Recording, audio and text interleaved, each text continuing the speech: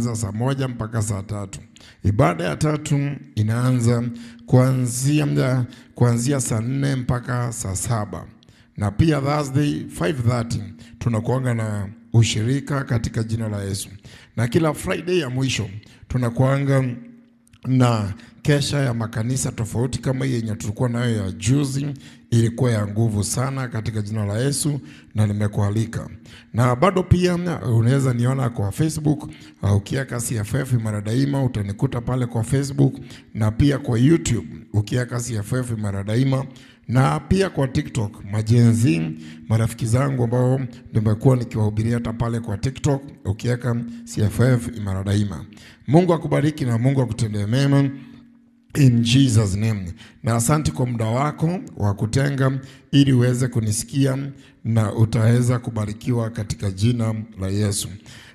Na pia sitasahau partners ambao unisupport ndio niweze kukuja mahali kama hapa. Mungu awabariki na nawatolea kofia niseme Mungu wa partners. Mungu awabariki na Mungu awainue kwa kusimama na mimi katika jina la Yesu. Na pia Mungu wa CFF Imara Daima washiriki, Mungu wenyu, Mungu awabariki kwa kusimama na mimi katika jina la Yesu. Hasa watumishi, watu wote, Mungu awabariki, Mungu watendee mema kwa kukubali ni kuwe mchungaji wenyu. Mungu awabariki. Leo topic ya siku ya leo nataka kuongea kuhusu dini iliyo safi. Naongea kuhusu dini iliyo safi. Dini iliyo safi. Kama unaandika uweze kuandika. Hiyo ndio nazungumzia siku ya leo kuhusu dini iliyo safi. Ningependa hii mahubiri nimekuwa nikihubiri hii wiki yote kanisani, na nikaona niweze kumalizia pia hapa kwa TV kwa hii channel nzuri ndio uweze kubarikiwa in Jesus name. Kuhusu dini iliyo safi. Biblia inasema kwanza Biblia inasema Warumi 12 tutoe miili zetu kama dhabihu iliyo hai ili ibada yetu iweze kukubalika. Kwa hivyo dini iliyo safi kwanza ni wewe mwenyewe. Wewe ndio dini. Dini si jengo, dini si nyumba ya mawe, dini si mahali kama ile yetu ambayo imetengenezwa na mabati ama na mbao. La hasha. Paul anasema tutoe miili zetu kama dhabihu iliyo hai ili ibada yetu ikubaliki. Kwa hivyo dini inaanza mimi na wewe ndio dini katika jina la Yesu. Alafu baada ya kuweza kukusanyika watu wawili watatu ndio inaitwa dini. Vile inaweza itwa dini ya CFF ama dini ya Christian Foundation Fellowship Kenya mzima, ambazo ni makanisa zimefika karibu 725. Kwa hivyo tunaweza sema ni dini ya Christian Foundation Fellowship, mahali watu wameokoka, mahali wanaongozwa na wanaongozwa pia na Archbishop Dr. Harrison Ng'ang'a. Kwa mimi Archbishop Dr. Harrison Ng'ang'a ndio Archbishop wetu, tunampenda na tunamwombea, na pia tuna bishop wetu ambaye anaitwa Bishop Edward, tunampenda na tunamwombea, na pia tuna overseer wetu anaitwa Ben ambaye tunampenda na tunamwombea. Kwa hivyo hiyo ndio inaitwa dini. Na pia hivyo kuna baadhi ya dini tofauti ya makanisa mbalimbali kama yenye pia wewe huwa unaenda. Mnakusanyika kwa sababu ya jambo fulani na mnakuwa na kiongozi. Na nguvu ya kiongozi akitana mkutano mnaweza kuenda, basi inakuwa ni dini. Lakini tunarudi sasa kwa Biblia. Biblia inasema Yakobo pale 1:27. Biblia inasema kwamba dini iliyo safi isiyo nataka, dini iliyo safi isiyo nataka mbele za Mungu na Baba ndiyo hii: kuwatembelea yatima na wajane katika dhiki yao. Wacha niombe. Baba, katika jina la Yesu, asante kwa neno lako takatifu. Ninapoenda kuongea kuhusu dini iliyo safi, ninaomba unisaidie na usaidie msikizaji popote penye anaponiona kwa hili neno la tumaini. Hili neno la tumaini wanaenda kubarikiwa katika jina la Yesu. Sema amen. Biblia inasema Yakobo pale 1:27 kuhusu dini iliyo safi.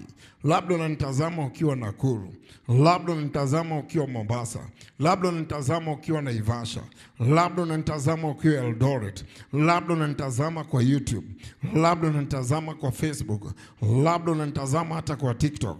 Biblia inasema kuhusu dini iliyo safi.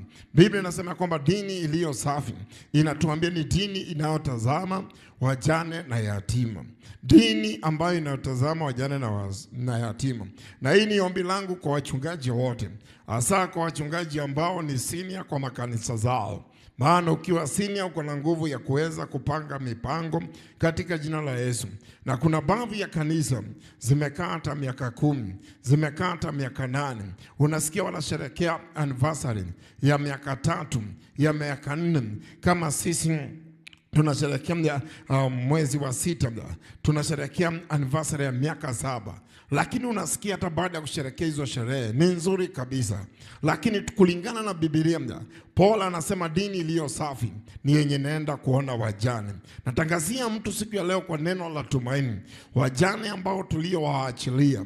Wakati huu ni ombi langu, seniors, wachungaji wote dunia nzima, tuweze kuanza kupanga mipango ya kuweza kutembelea wajane na kutembelea pia wayatima. Tukiwatembelea tutakuwa tumekamilika. Kuhusu dini iliyo safi ni yenye naendanga kuona wajane. Natangazia mtu siku ya leo katika neno la tumaini, kuwa na moyo ya kutazama wajane, kutazama pia mayatima katika jina la Yesu. Kuna watu wamedhulumiwa katika maisha. Unaona mtu labda ni mume wake alikufa, baada ya mume wake kukufa akaacha mke na watoto. Unakuta baadhi ya brothers wanaingilia yule mama, anakosa nguvu mpaka anatoroka, na hiyo ni hatari sana. Bwana ni Mungu wa wajane na wayatima. Natangazia mtu siku ya leo kwa neno la tumaini, Mungu akupatie neema ya kuacha hiyo tabia ya kung'ang'ana na mali ya wajane na mayatima. Kwa hivyo ni ombi langu kwa wachungaji wote wanaonitazama, hasa wachungaji ambao ni senior. Maana senior anakuanga na nguvu na anakuanga na uwezo wa kupanga mipango vile sisi tunapanga vile vitu zitaletwa Jumapili. Natangazia mtu siku ya leo kwa neno la tumaini, katika sherehe zenyu za kanisani, katika anniversary zenyu, hata mkifanya anniversary ya kwanza, ya pili, ya tatu, ya 4, ya 5, ya 6, ya 7, ya 10 na mjaenda kuona basi wajane, basi katika dini yenu kuna jambo ambalo mmebakisha, ambalo Paul anatuambia Yakobo 1:27, dini iliyo safi ni yenye naenda kuona wajane na yatima. Natangazia mtu siku ya leo kwa neno la tumaini, Bwana aweze kukusaidia in Jesus name. Pia Kumbukumbu ya Torati 10:18 inasema hii, huwahukumu yatima na mjane, huwapenda wageni. Biblia inasema Kumbukumbu ya Torati 10:18 inaongelea kuhusu pia wajane na mayatima. Mungu wetu anatupenda, anawahukumu wao. Ni ombi langu ya kwamba Mungu ndiye anaweza kuwahukumu, Mungu ndiye anaweza kuwasaidia. Kwa hivyo wakati unapowaingilia, neno la tumaini linasema Kumbukumbu ya Torati 10:18, basi haitakuwa jambo moja nzuri tunapowaingilia. Mungu ndio anaweza kuwahukumu. Natangazia mtu siku ya leo kwa neno la tumaini, kuwa mtu wa kufurahi, kuweza kusaidia wajane na yatima. Usikuwe mtu ambaye ni mngumu, usikuwe mtu ambaye unawaingilia mpaka mnaenda kotini. Mtu mume wake alikufa miaka mingi iliyopita, bado unang'ang'ana na shamba ya ndugu yako. Tunakataa leo katika jina la Yesu. Naomba Mungu akupatie nguvu in Jesus name. Kwa neno la tumaini kwenye kitabu ya Zaburi 68:5 inasema, Mungu ni baba wa yatima na muamuzi wa wajane. Neno linasema katika neno la tumaini siku ya leo, Zaburi 68:5, ati Mungu ni Mungu wa yatima na ni Mungu wa wajane. Kwa hivyo wakati unapoingilia wajane na mayatima, basi ni Mungu na kwangu unamuingilia. Hata kuna baadhi ya makanisa ambayo zinapenda kuingilia wajane na mayatima. Unakuta wezi patia mtu uongozi ati kwa sababu ni yatima, kwa sababu ni mjane, kwa sababu hana mume, na ni hatari sana. Natangazia mtu siku ya leo katika neno la tumaini, Biblia inasema Zaburi 68:5, Mungu ndiye uamuzi wa yatima. Natangazia mtu siku ya leo hiyo hali ya watoto wajane, ya watu wazee. Hata kuna wakati kulikuwa na serikali, sijui kama sasa bado iko, serikali ile ya kwanza ilikuwa inasaidia wale watu ambao ni wazee, ambao wako na miaka 70, na hiyo jambo huwa inapendeza Mungu, na sijui saa hii kama inaendelea. Wacha tu tuamini inaendelea, ambao wanahusika waweze kuhusika kwa vitu kama zile, maana ukisaidia watu kama wale ni Mungu unasaidia. Na ndio Mungu anasema kwenye kitabu kwa neno la tumaini 60 Zaburi 68:5, Mungu ni wa wajane na pia ni wa yatima. Natangazia mtu siku ya leo, wakati unaposikia jambo kama lile, saidia watu kama wale, usiwaingilie wenye wako kanisani. Shukuru Mungu, labda wewe si mjane na wewe si yatima, wasaidie. Wengine si kupenda kwao, wengine si uamuzi wao, ni situation iliwapata. Natangazia mtu siku ya leo kwa neno la tumaini, Mungu akubariki wakati unapotubu dhambi zako kwa sababu ya kuingilia watoto wajane na mayatima. Na hata kuna baadhi ya watumishi wa Mungu, labda Mungu amekubariki, umepata partners, wanakutumia mpaka pesa, wanakuambia hizo pesa ziende children home, badala ziende children home kwa watoto wajane na mayatima. Wewe ni manyumba zako tu unajenga, wewe unafanya mambo yako. Hiyo ni hatari. Na utajibu tukifika mbinguni, utapeana hesabu kwa sababu ulicheza na wajane. Natangazia mtu siku ya leo kwa neno la tumaini, basi wajane na mayatima uwe unawasaidia, maana hiyo ndio Biblia inasema, hiyo ndio dini safi ambayo ni ya kupendeza Mungu. Katika jina la Yesu. Biblia inasema Isaia 1:17 inaongea pia mambo kama yale. Tujifunzeni kutenda mema, tujifundisheni kutenda mema, tafuteni hukumu. Inasema tutafute kutenda mema katika jina la Yesu. Na inasema tuyatendee mpaka wajane, mpaka ambao wameonewa, tuwatendee mema. Neno la tumaini Isaia 1:17 inasema tusaidie pia walioonewa, wajane na mayatima. Ukiendelea kusoma mpaka pale chini utasikia wajane ambao walioonewa tuweze kuwasaidia. Natangazia mtu siku ya leo dini iliyo safi kwa neno la tumaini siku ya leo, nikiwa hapa kwa TV. Neno la tumaini siku ya leo, dini safi ni yenye inasaidia wajane ambao walioonewa. Wengine labda kuna wakati, kulikuwa wakati wa serikali ya hayati Rais Kibaki, kuna wakati alikusanya machokora wote. Wengine tuliwaona hata katika runinga, wengine walikuwa wanapeleka kwa shule, wengine walikuwa wanahojiwa, wanasema hawajui vile walijikuta town. Wengine wanasema ni baba na mama walikosana, labda mama akaenda akaolewa, labda mzee akaenda akaoa. Sasa yule mtoto anabaki peke yake.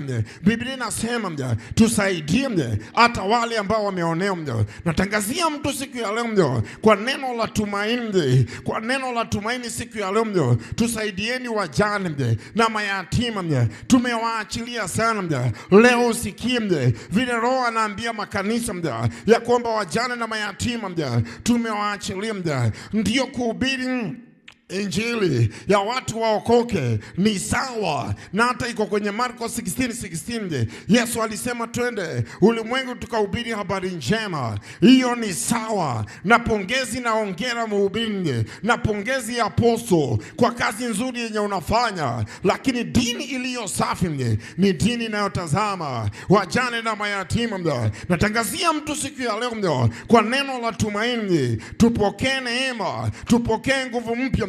Ndio dini yetu iwe safi, ni ya kuenda kutazama wajane na mayatima katika jina la Yesu. Sema amen. Natangazia mtu siku ya leo kwa neno la tumaini, tuwe watu wa kusaidia wajane na mayatima. Tumewaachilia sana kanisani, na watu waambiwe, ukiona mjane anakuja kanisani, ukiona yatima anakuja kanisani, usianze kumsema sema, si chaguo lao. Na ndio Biblia inasema tuwasaidie hao ambao wameonewa kijamii, si chaguo lao. Natangazia mtu siku ya leo kwa neno la tumaini. Dini iliyo safi ni dini inayotazama wajane. Na dini ni nani? Dini ni mimi na wewe. Maana Warumi 12 mali tumesoma, tutoe mili zetu kama dhabihu iliyo hai ili ibada yetu iweze kukubalika. John 3:16. Dini iliyo safi ni mtu ambaye amempokea Yesu, kwa maana jinsi hii Mungu aliupenda ulimwengu akamtoa mwanae wa pekee ili atakayemwamini asipotee. Ni ukweli umepokea wokovu na pongezi na hongera. Lakini Paul anatuongeresha leo, anatuambia dini iliyo safi ni yenye natazama wajane na mayatima. Natangazia mtu siku ya leo kwa neno la tumaini siku ya leo, wewe ambaye umekaa siku nyingi bila kusaidia wajane, bila kusaidia mayatima, ni ombi langu Mungu akujaze roho ya tuweze kukumbuka watoto wajane, mayatima. Ndio dini yetu iweze kukamilika. Dini iliyo safi, dini isiyokuwa na lawama ni yenye natazama watu kama wale katika jina la Yesu. Dini iliyo safi ni dini ambayo inatazama wajane na mayatima. Natangazia mtu siku ya leo kwa neno la tumaini, upokee nguvu mpya katika jina la Yesu.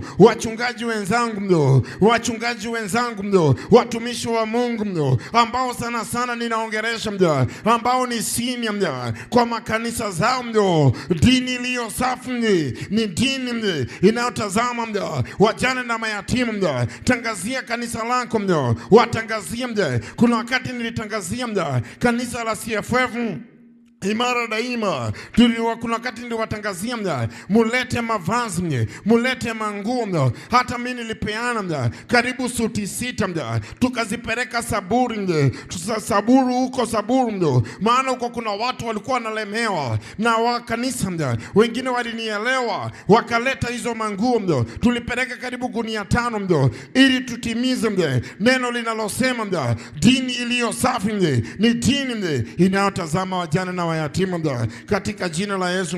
Biblia inakuja inasema kwenye Matendo ya Mitume 9:36, Matendo ya Mitume kwa neno la tumaini siku ya leo. Matendo ya Mitume 9:36, tunaona mtu aliyekuwa anaitwa Tabitha alikuwa anaelewa kuhusu dini iliyo safi, ni dini inasaidia wajane na mayatima. Biblia inasema kwa neno la tumaini, Matendo ya Mitume 9:36, Tabitha alielewa kuhusu dini iliyo safi. Tabitha alikuwa na kazi, alikuwa na shona nguo, alikuwa anasaidia watu wote ambao ni maskini, ambao hawajiwezi. Alikuwa anawasaidia, alikuwa anafanya kazi nzuri. Yeye hakuelewa, lakini Mungu alimuelewa. Na vile Tabitha alikuwa anasaidia maskini, wajane, watoto yatima, yeye alikuwa tu anawasaidia, lakini kumbe hii jambo ilikuwa inafurahisha Mungu. Na ndio Paul anasema dini iliyo safi ni dini inayosaidia wajane. Tabitha alikuwa anawasaidia, na baada ya kuwasaidia, Biblia inasema ya kwamba Matendo ya Mitume 9:36, baadaye Tabitha akafa. Baada ya kukufa, akawekwa kwa ghorofa juu. Petero mtumishi wa Mungu ambaye alikuwa na wika wakati huo, Biblia inasema ya kwamba wakamtumaniana. Petero alipoenda mahali pale, kukawa wamama wengine wajane, wengine watoto mayatima, walikuwa nalia kwa mikono ya Petero, wakisema huyo Tabitha alitushonea nguo, alikuwa mtu mzuri, alikuwa anatutembelea, hakumaliza mwaka bila kututembelea, hakumaliza miezi bila kututembelea, alitutendea mazuri. Hiyo jambo ikaguza mtumishi wa Mungu aliyekuwa anaitwa Petero. Akauliza, mmemweka wapi? Wakaenda kumuonyesha, akaingia kwa nyumba. Biblia inasema ya kwamba kwa matendo yake mema, kwa sababu ya kusaidia wajane na mayatima, Biblia inasema Petero alimfufua Tabitha. Natangazia mtu siku ya leo, tupokee neema. Dini iliyo safi ni dini inayoenda kutazama wajane na mayatima. Natangazia mtu siku ya leo, wakati unaposaidia mjane na yatima mja. Huyo ni zaidi mja. Sizungumzi mambo ya chama mja. Sizungumzi mambo ya merry-go round mja. Merry-go round ndio tunakutolea pesa mja. Tunajua utatutolea mja. Tunakupea 100,000 mja. Nikijua mja wakati wangu mtanitolea 100,000 mja. Lakini himje dini iliyo safi mja. Unasaidia mtoto mjane mja. Yatima mja. Haujui utaonana na yeye wapi mja. Natangazia mtu siku ya leo mja kwa neno la tumaini. Ja Mungu mja. Kama Tabitha mja alikuwa anasaidia watu mja katika jina la Yesu mja. Biblia inasema ya kwamba mja kwa neno la tumaini Tabitha mja akaweza kufufuliwa mja kwa matendo yake mema. Hata kama alikuwa amekufa, Biblia inasema akarudishiwa uhai. Akarudishiwa uhai kwa matendo mema. Natangazia mtu siku ya leo, dini iliyo safi ni dini inayotazama wajane na mayatima. Katika neno la tumaini ya kwamba 9:36 Matendo ya Mitume alirudishwa, Dorcas alirudishwa hai kwa sababu ya matendo mema. Labda kwa matendo yako mema, kwa kusaidia maskini, kwa kusaidia watu ambao wameonewa, kwa kusaidia watu ambao wamedhulumiwa, kwa matendo yako mema utarudishiwa uhai. Utabarikiwa, utapata mali nyingi, utapata utajiri ambao ni wa kudumu, si ule wa muda mfupi. Tunasikia mtu ni tajiri, baadaye tunasikia ni maskini. Ukiwa umejamnya moyo kama wa Dorcas, ushindi utapatikana. Natangazia mtu siku ya leo kwa neno la tumaini, jamnya matunda mema, saidia wajane. Dini iliyo safi ni dini inayotazama wajane na mayatima katika jina la Yesu ndio. Sema amen. Biblia inakuja nasema kwenye kitabu ya Methali 19:17 amuhurumiaye maskini anamkopesha Bwana, naye atamlipa kwa tendo njema, kwa tendo lake njema. Biblia inasema Methali 19:17 anamsaidia, anayehurumia maskini, anayehurumia mjane, anayehurumia mtoto yatima. Biblia inasema anayemsaidia anamkopesha Mungu. Hakuna mali pengine unaweza kukopesha Mungu. Hakuna mali pengine ambapo Mungu anaweza kuwa na deni yako. Mungu anasema kwa neno la tumaini siku ya leo, Methali 19:17 ati ukisaidia maskini, ukisaidia mjane, umekopesha Mungu na Mungu hawezi kukaa na deni yako. Natangazia mtu siku ya leo katika neno la tumaini siku ya leo, Methali 19:17 anayemsaidia mjane anamkopesha Mungu. Hata wakati wa COVID-19 wakati makanisa zilikuwa zimefungwa, ninakumbuka vizuri kama kuna wakati ambapo kilo zangu ziliongezeka ni wakati makanisa zilikuwa zimefungwa. Kuna watu walikuwa wanatumwa wanaleta chakula. Wengine hata ninakumbuka vizuri kuna wakati tulikusanyika kwa kanisa fulani, chakula zilikuwa zimeletwa na wengine ni Waarabu walikuwa wanaleta zile chakula maana ni wakati wa njaa. Kumbe hao watu wanakuanga werevu, wanajua nikisaidia maskini ni Mungu nimekopesha na Mungu hawezi kana deni yako. Natangazia mtu siku ya leo kwa neno la tumaini, dini iliyo safi ni dini inayokopesha Mungu. Na njia ya kukopesha Mungu ni kusaidia wajane, ni kusaidia maskini, ni kusaidia watu ambao hawana nguvu, hawana uwezo katika jina la Yesu. Ninakumbuka kuna wakati nilikaribishwa kanisa fulani kwenda kuhubiri, na nilikuwa na microphone yangu na nikatumwa mahali pale. Nilikuwa na microphone yangu nilikuwa nimeenda nayo kuhubiri, lakini nilipoenda kwa ile kanisa nilipoona mazingira hii, nikaona hii mazingira iko chini sana mpaka nikawabariki na microphone yangu ya kuhubiri. Natangazia mtu siku ya leo, unaposaidia mtu mwenye hawezi unamkopesha Mungu. Natangazia mtu siku ya leo, usitake kutusaidia tu wale watu wa familia yenu, usitake kusaidia watu ambao wanajuana. Ukabila imeingia mpaka makanisani, ukabila imeingia mpaka makanisani. Ati unasaidia tu ule mtu unajua unaweza kumsaidia, unaenda harambee kwa mtu mwenye unajua atakuja harambee kwako. Natangazia mtu siku ya leo katika neno la tumaini, enda hata kwa mtu mwenye ako chini, mtu mwenye anakamnya kuhurumiwa. Unaposaidia mtu kama yule Na si huyo peke yake mje, hata makanisa zile kubwa mje, ambao Mungu amekupeleka level fulani mje, wacha kushinda ukiambia watu mje, lipa gharama. Kama Mungu amekubariki mje, Biblia inasema ya kwamba mje, amsaidiaye maskini mje, Methali 19:17 mje, amsaidiaye maskini mje, anamkopesha Mungu mje. Hata anayesaidia mhubiri mdogo mje, mwenye ameanza tu juzi mje, maono wako nayo mje, Biblia inasema mje, anayemsaidia hata mtu kama yule mje, amemkopesha Mungu mje. Dini iliyo safi mje, ni dini inayoangalia mje wajane mje, inaangalia maskini mje, mtu mwenye hana nguvu mje, mtu mwenye hana uwezo mje. Natangazia mtu siku ya leo mje,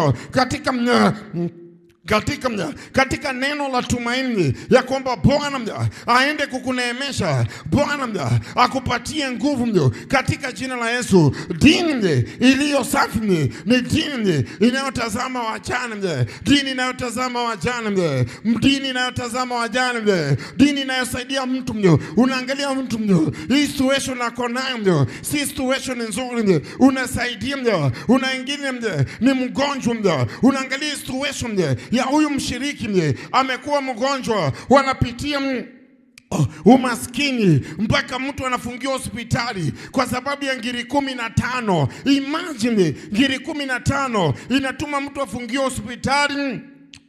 Wacha kumgonga na maneno ukisema ati hakujipanga, hakuwa na kadi ya SHA. Ni wewe Bwana amekubariki ndio uweze kusaidia mtu kama yule. Natangazia siku ya leo katika neno la tumaini siku ya leo, wewe ambaye umebarikiwa, dini iliyo safi ni dini inayotazama wajane na mayatima. Natangazia mtu siku ya leo katika neno la tumaini siku ya leo, popote penye uko uwe mhubiri, uwe tajiri, uwe zaidi kila mtu ana utajiri wake kila mtu ako na level yake lakini Bwana ametuambia leo dini iliyo safi ni dini inayotazama wajane na wajane mayatima na wajane na watoto wajane katika jina la Yesu. Leo nakupatia homework neno la tumaini kwako ni lini wewe mchungaji wewe mhubiri, wakati unaposherehekea anniversary ya miaka 5 ya miaka 10 ya miaka 6 ya miaka 20, kwa hiyo anniversary yako umeenda kuona watoto wajane na mayatima mara ngapi?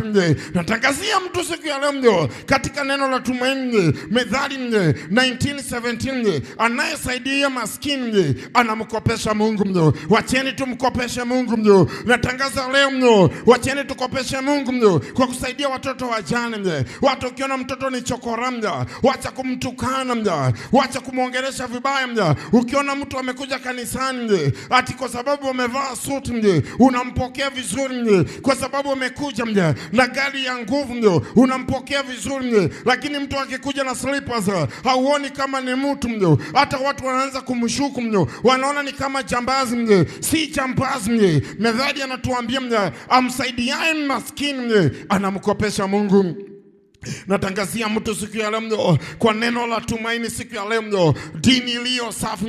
Yakobo anatuambia 1:27 ninayosaidia wajane na maskini. Saidia mtu hata wewe mhubiri, ukiona mhubiri fulani ako na shida anapitia changamoto usifurahi tu sasa unaona wahubiri wako kanisani, labda ni kanisa wamefunga kwa sababu ya changamoto. Ukiwa na uwezo wasaidie, maana Methali 19:17 inasema amsaidiaye maskini anamkopesha Bwana. Na nina hakika Mungu hawezi kukaa na deni yako.